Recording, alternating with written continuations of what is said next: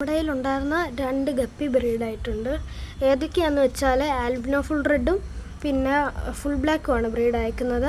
അതിൻ്റെ കുഞ്ഞുങ്ങളെ ഞാൻ കാണിച്ചു തരാം ഗൈസ്. ആൽബിനോ ഫുൾ റെഡിന് ആകെ ഒരു കുഞ്ഞേ ഇറങ്ങിയുള്ളൂ ഗൈസ്.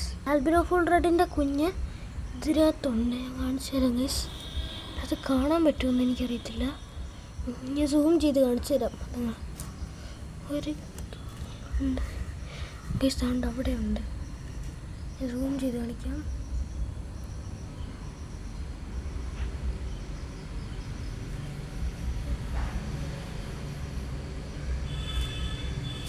ഗൈസ് ഇത് ശരിക്കും കാണത്തില്ല ഗൈസ്.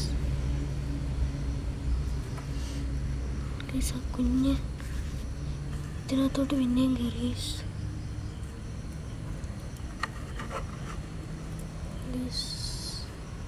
ഇവിടെ കാണാൻ പറ്റത്തില്ല ഗൈസ്. ശരിക്കും ഇതാണ്ട് അവിടെ കൂടെ പോകുന്നുണ്ട്. ഒരേ ഒരു കുഞ്ഞേ ഉള്ളതുകൊണ്ട് മര്യാദയ്ക്ക് കാണത്തില്ല ഗൈസ്. അതുകൊണ്ട് ഗൈസ് നമ്മുടെ ആൽബിനോ ഫുൾ റെഡ് ഗൈസ് ഇതിനകത്തെ ഗപ്പി ഉടനെ തന്നെ ബ്രീഡാവുമെന്നാണ് തോന്നുന്നത്. ഇനിയുള്ളത് നമ്മുടെ ഫുൾ ബ്ലാക്കാണ്. ഫുൾ ബ്ലാക്ക് ബ്രീഡായത് ഇതിൻ്റെ കുഞ്ഞുങ്ങളെ കാണിച്ചിട്ട് ഒത്തിരി കുഞ്ഞുങ്ങളുണ്ട് ഗൈസ്. അതുകൊണ്ട് ഞാൻ വില പറ്റി കാണിച്ചത്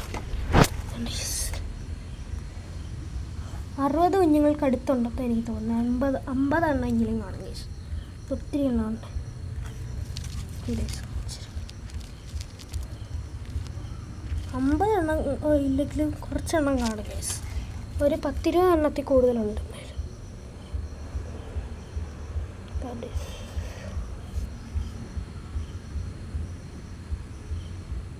കുഞ്ഞുങ്ങൾ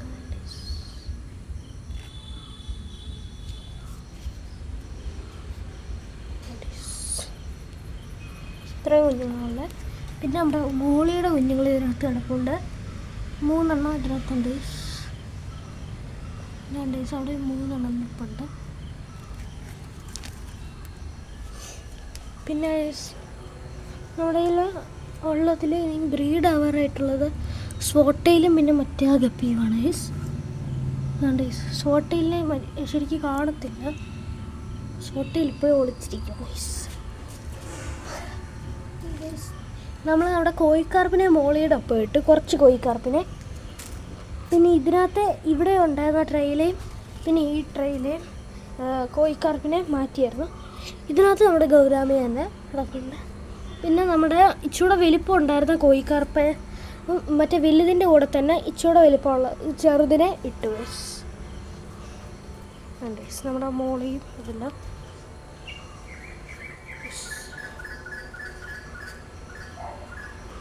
ഗൈസ്. ഇതിൻ്റെ ഫീഡിങ് റൂട്ടീനും ഓസ്കാറിൻ്റെ എല്ലാത്തിൻ്റെയും ഫീഡിങ് റൂട്ടീൻ ഞാൻ നാളെ വീഡിയോയിൽ കാണിക്കാം. അപ്പം എല്ലാവരും ലൈക്ക്, സബ്സ്ക്രൈബ്, ഷെയർ ചെയ്യാൻ മറക്കല്ലേ. ബൈ.